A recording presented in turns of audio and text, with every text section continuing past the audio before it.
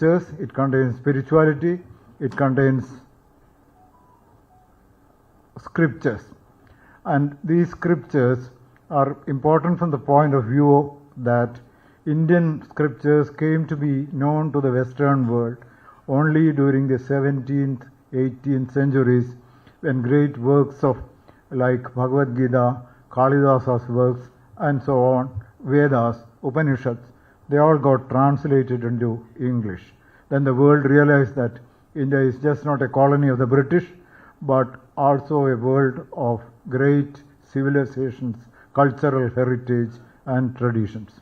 In that way, I congratulate Dr. James Matthew that he found Thoreau and also Walden, Emerson, and a string of other authors who extolled Indian philosophy, Indian culture, and spread the Indian scriptures and spirituality to the Western world. And what amazed me much more than that is that Dr. James Matthew collects first editions of books.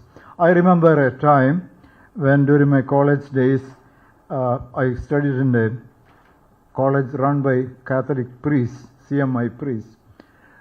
We had a class on it is actually religion. They teach lessons from the Bible.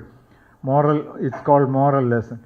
Then they were speaking about Bible, and I still remember a lecture when the first edition of the Bible, first printed edition of the Bible, was extolled for 1 hour. Since then, I have been, of course, not because of the lecture, I have been collecting books, buying books as much as I can, and then I realized the value of the first edition only when Dr. James Matthew showed me his collections, artifacts, holographs, and which were all compiled into this book. It's a remarkable book. I recommend it to every book lover in the country. I congratulate Sumita for bringing out an Indian edition, which is by far cheaper than the first UK edition. I'm sure the book will find patronage with every reader in the country, every university, every library, every college in the country, so that the culture of India, culture of the world, humanity, all that will get imbibed and etched in the minds of readers. Thank you. Once again, congratulations. I specifically thank Mr. Ravi for blessing us on this occasion. Thank you very much.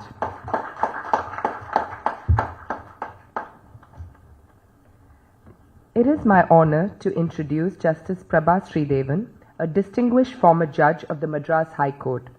During her tenure, she delivered landmark judgments on a wide range of crucial issues, including freedom of speech, child rights, gender equality, among others. Justice Prabha Sridevan is not only a legal luminary, but also a prolific writer and a public intellectual, contributing insightful columns to both English and Tamil newspapers.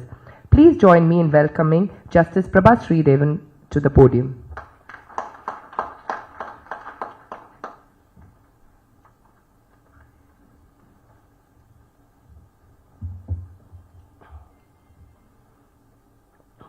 மேடையில் அமர்ந்திருக்கும் ஆளுநருக்கும் இங்கு வந்திருக்கும் அனைத்து பெரியவர்களுக்கும் என் வணக்கம். I am going to continue in English thereafter. My greetings on Madras Day to all of you. This is a wonderful book. I am really deeply honored that Dr. Matthew should have and Mr. Kunnikrishnan should have asked me to be here on the days on this day. Normally, the writer of a book reveals herself or himself. In this book, the collector of the books, I could see kind of get an idea of what kind of a person Dr. Matthew is from the books he has collected. I will just read from some pages of his book to show what I gathered from the collection of books. The first, of course, will be a mention of Madras, because today is Madras Day. At page 259, there is a mention of 1922 Young India. This compilation volume of Young India, Mahatma Gandhi's magazine in English, was published by Tagore and Company, Madras, India. So I start with that. Then, appropriately, Dr. Matthew talks of his family.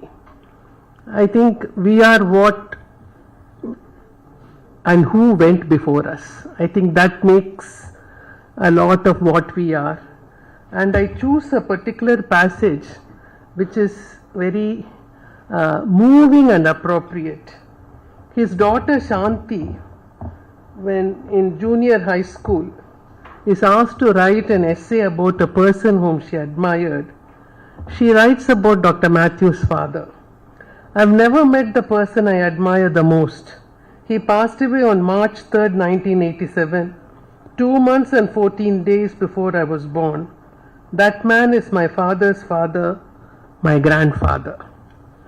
So, Dr. Matthew gives us an idea of who his family, who were all, what great men they were, spirited men and women from whom he is born. Next, of course, there is a lot of Thoreau, and he says this is the writer's words, not from the book. There is no purer pond in America than Walden. Wade in and reflect, ye reader, take a dip and be born again. I think you should take a dip into this book also.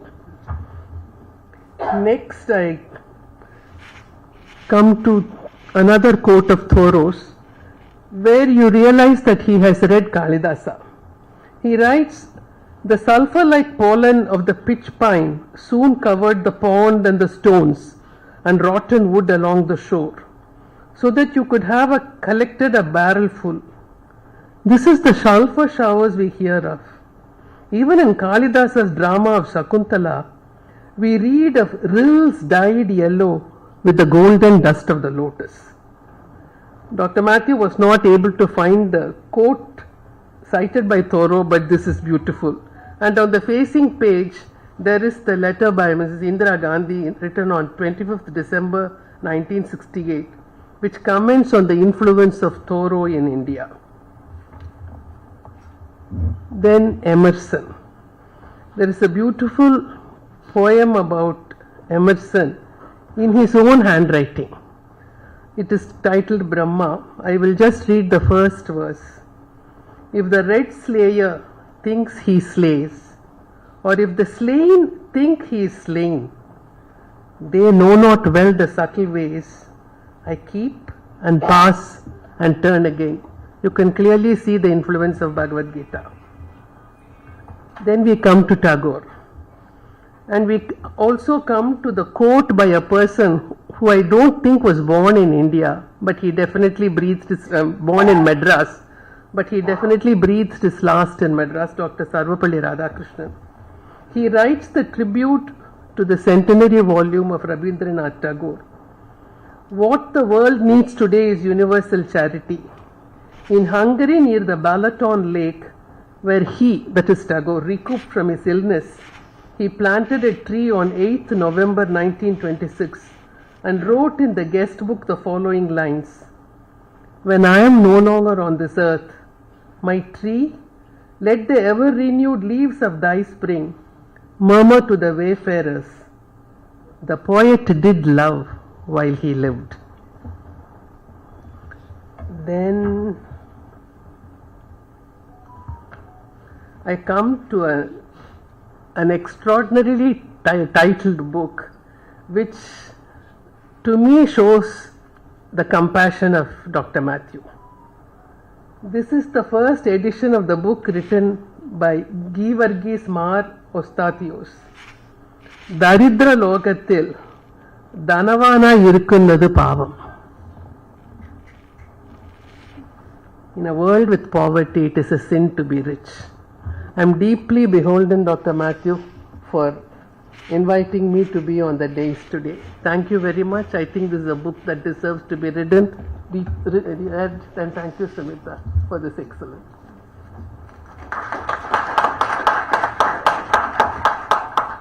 Thank you. I take great pleasure in introducing Sri Kumar Varma, a renowned Indian author, playwright, newspaper columnist, and poet. He has captivated readers with his novels including Lament of Mohini, Maria's Room, and Kipling's Daughter. Sri Kumar Varma's talent extends to children's literature and theatre. Please join me in welcoming Sri Kumar Varma to the podium.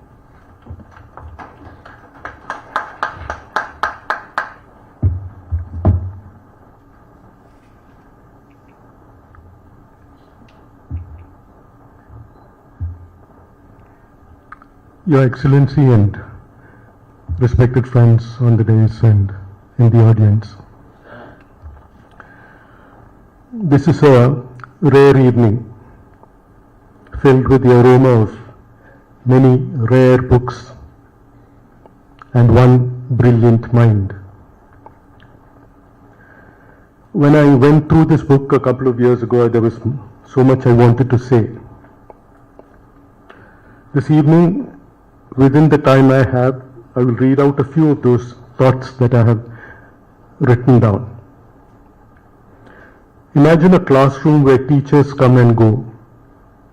Each one rubs away what the previous teacher wrote and writes down their own thoughts and notes.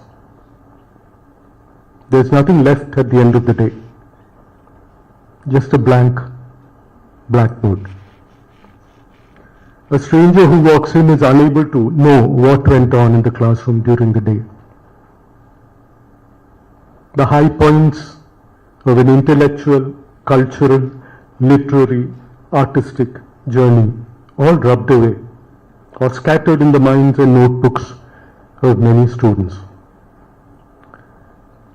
What we need is an idea of that process and a taste of that experience. And that is what James Matthew has done for us, for the world, for the youngsters of now and the future, collecting and displaying for us selected gems that highlight the core of that experience. A thrilling museum of ideas that you can carry around with you.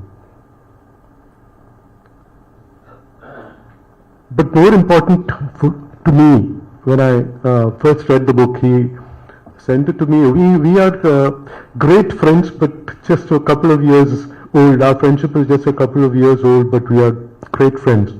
And he sent me this book a couple of years ago. More important, I find, is the story of the patriarch his museum is named after, his father, Tamariveli Givargis Matai, T.G. Matai. It is always the personal and the local that reaches out into the bigger world. Because of the similarity of experiences, the basic nature of man, and the lessons we all can learn from one individual experience. In that way, the book is a collection of legendary treasures, is also a very rich telling of a personal story. And for that reason, we are here today not only to celebrate the wonderful idea of this book, but also to celebrate the heritage and the wisdom and the resourcefulness of this quiet and accomplished gentleman who is sitting with us today, who had the courage and determination to collect and present before us so many of the world's treasures, and all in the name of his father. Dr. Kunyikrishnan writes in an article, I think for the Hindu, that he must have spent a lot of money accumulating this museum, because most of these things that you see, those photographs you see, are not just photographs in the book. These are in his possession. He has brought the first edition of most of these books. Can you imagine 750 copies of Gitanjali, Tagore's book, was the first print order, and 250 were for sale. Our friend has got one of the copies in his museum. And this is an idea which was generated by his father and brought to him. He was inspired by his daughter. So it's like a current running through the family and reaching this point of time when this book is now available. Thank you, James, for being a friend to me and to so many eager readers of the book. Thank you so much.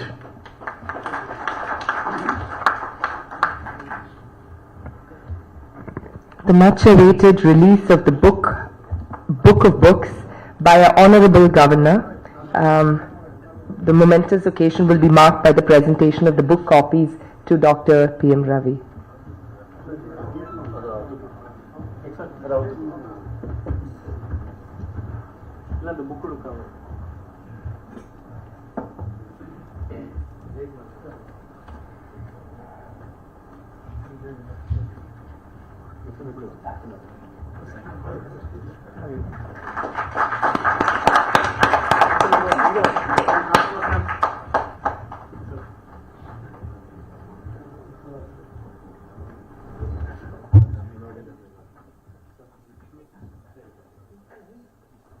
Oh, one.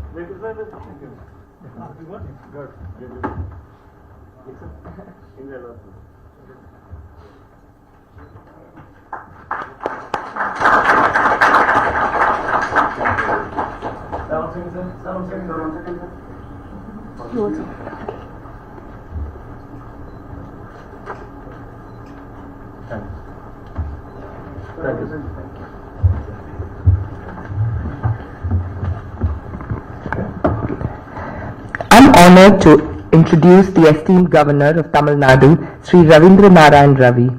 With a distinguished career in the Indian Police Service, he served in various capacities across Kerala and other regions. Additionally, he served as the Deputy National Security Advisor and as the Governor of Nagaland.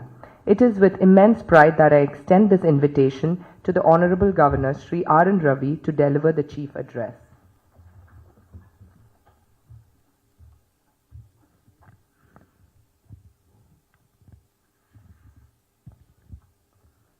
Dr. James Matthew, the author of the book,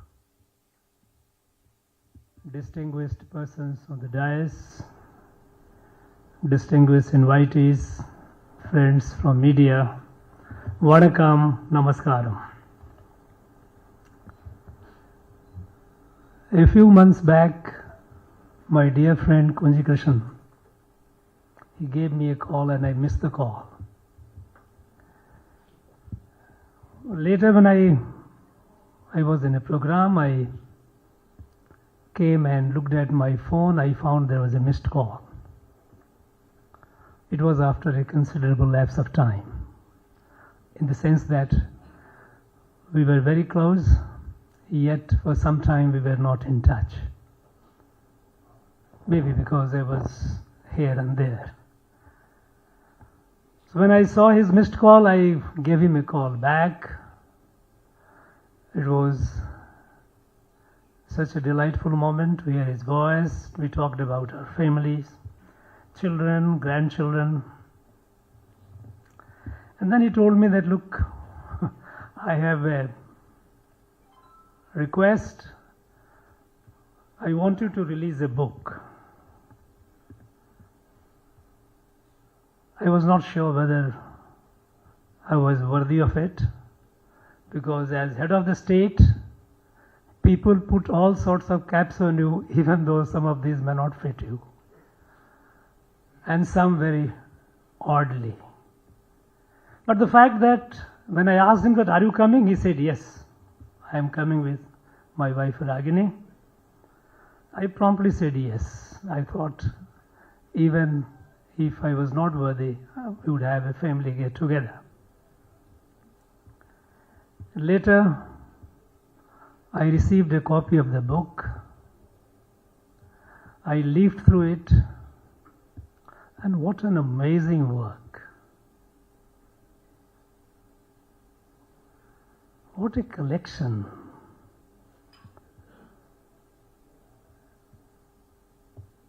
It's amazing.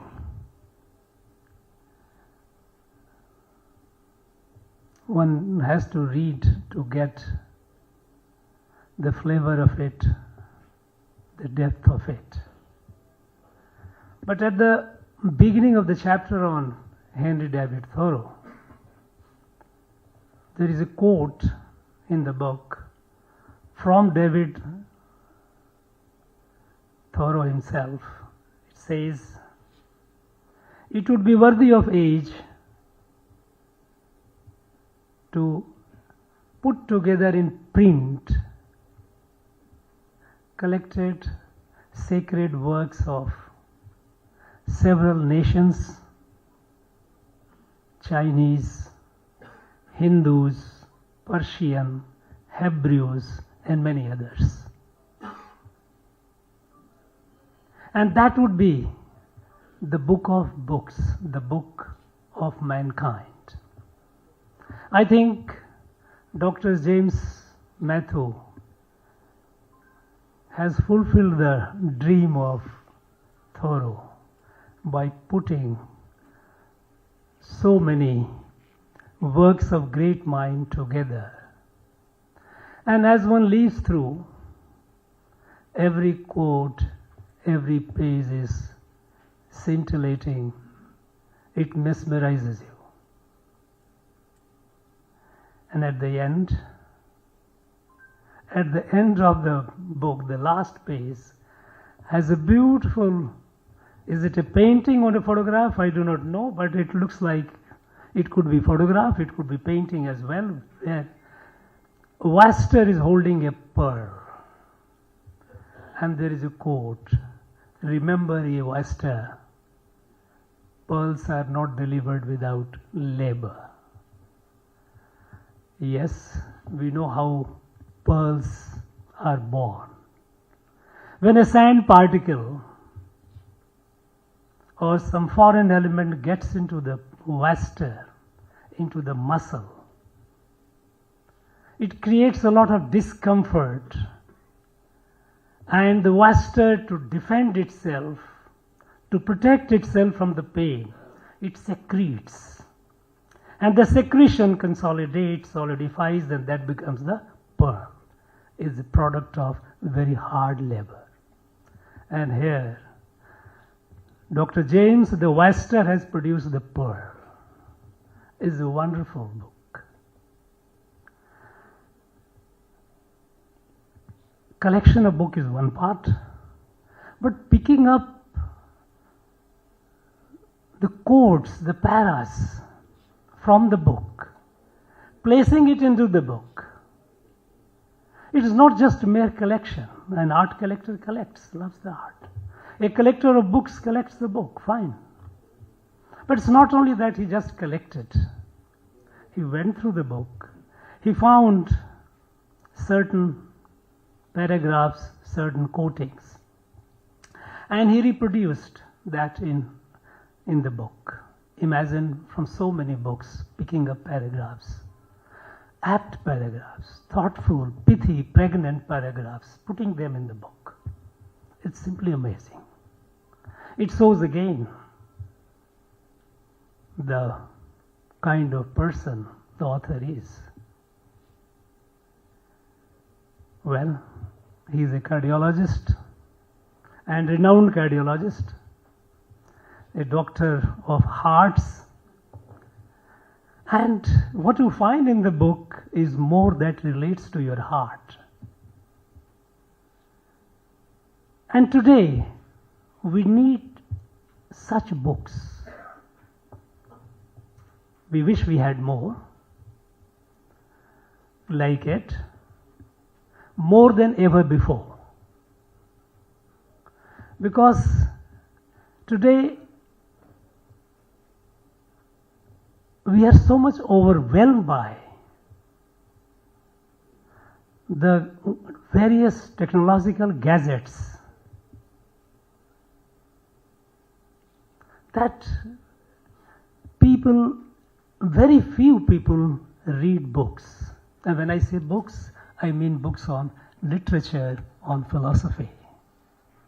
There is a plethora of writing all over, but books on literature and philosophy.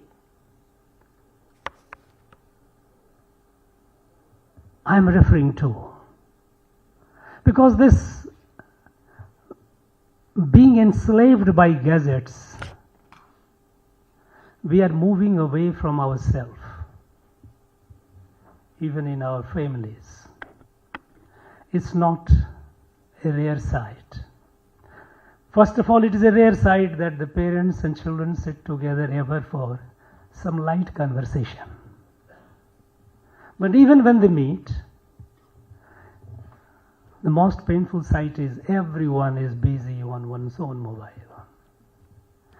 So close and yet so far.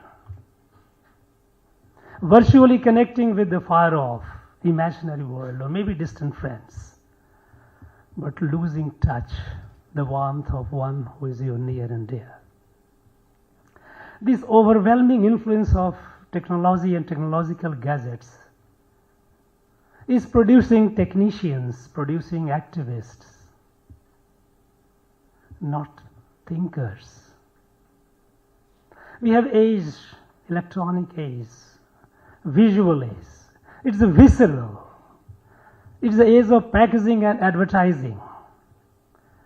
There are no time left for a stillness and reflection.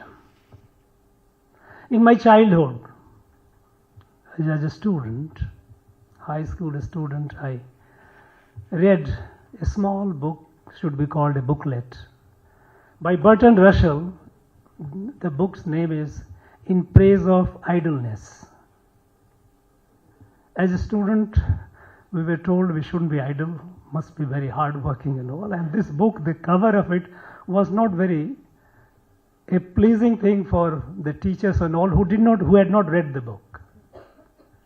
In praise of idleness, the author Bertrand Russell says that he gave the praise. He eulogized. He was so happy about the advent of technology. He says that, look, human beings for all these years in their civilizational evolution were busy working out with their physical labor, the living. Now with coming of technological tools, new and new technology, humans would have relief, would have leisure time. And the leisure time would be used for thinking, for deliberations. At the time we all believed how right he was. But now today, I'm afraid I don't think many of us would agree with him, because we have time, but we remain awfully occupied. We don't know for what.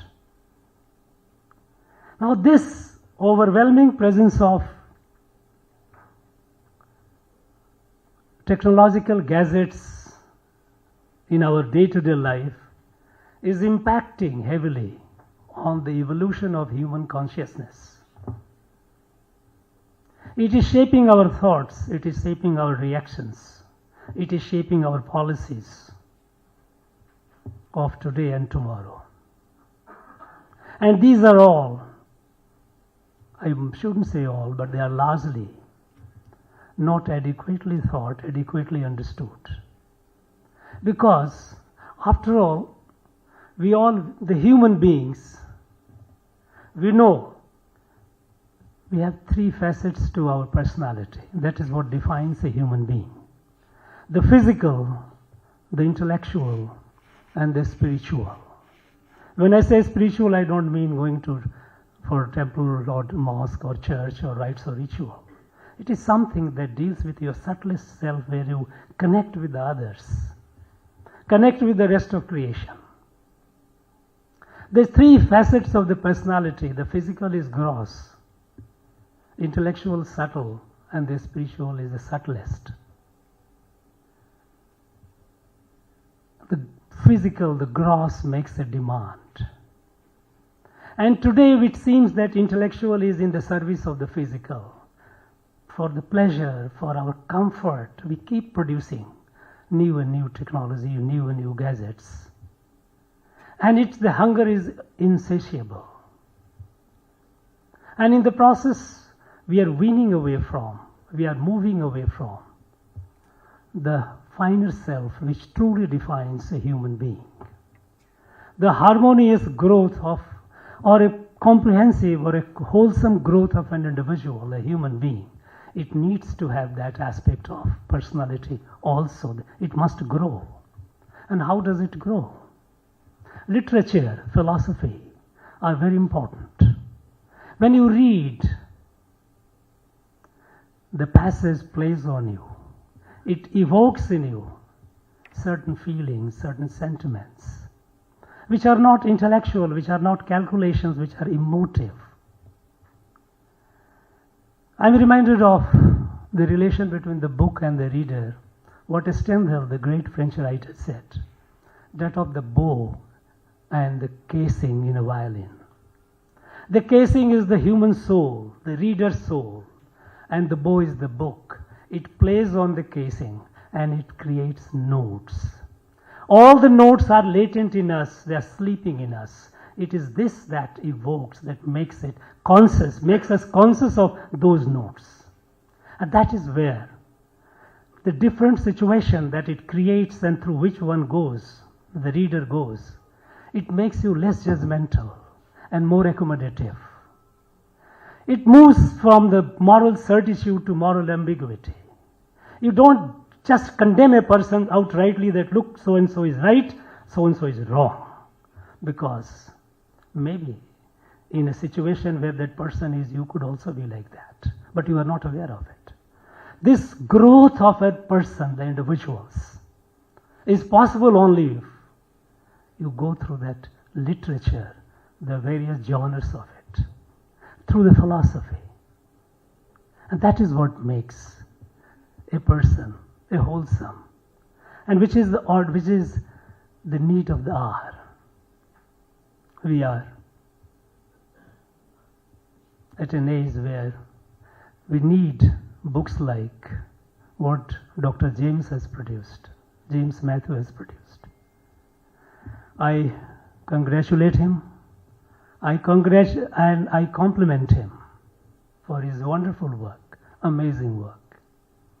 And I would be definitely a strong proponent of it, that this book is worth keeping on not only in yourself, but also on the bedside. That when you go to the bed, take the book, turn a leaf, read it, think over it. It is so edifying, it can be so sublimating that one ends up a better human being. In the introduction, this Adur Gopalakrishnan says this is a book, aperitivo for the beginner, that appetizer for the beginner, and digestivo, that is digestive for the sated. Very aptly said. But irrespective of whether one is a beginner or well-sated or well-read, this book deserves to be in the travel bag of every person who wishes to grow and wishes to be a better human being. Thank you, Dr. James Matthew. Thank you very much for this book. All the best to you. Thank you.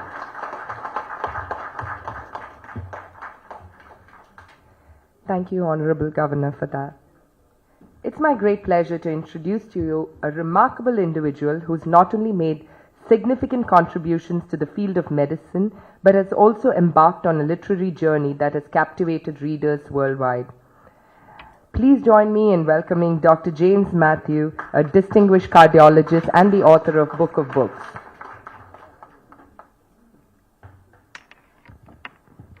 Honorable Governor of Tamil Nadu, Thiru Ravindra Narayan Ravi, Dr. P.M. Nair, IPS, Honorable Justice Prabha Srinivasan, Sridevan, pardon me, and the chair, Mr.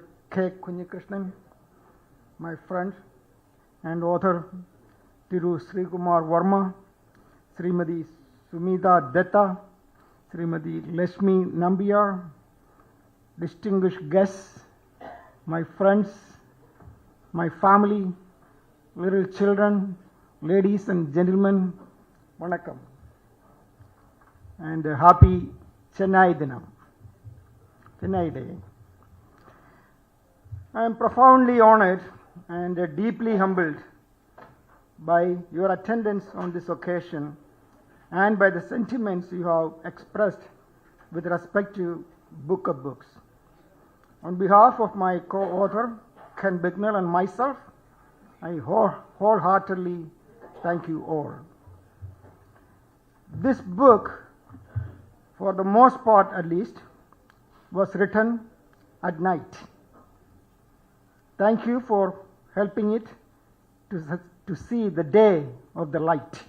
The light of the day. And for throwing some bright light on it, particularly from my countrymen in India. Most men who toil would one day like to take the fruit of their labor to the market. Writers in general are no exception in this respect, but the market to which the writers take their product to is different, and so is the scale by which their reward is measured. Thank you for helping to make Book of Books matter in the market for which it is intended, the minds of the reading public. My respect are due foremost to those honest men and women who left behind a great legacy of their recorded noble thoughts for generations and nations to inherit. My task in writing the book was merely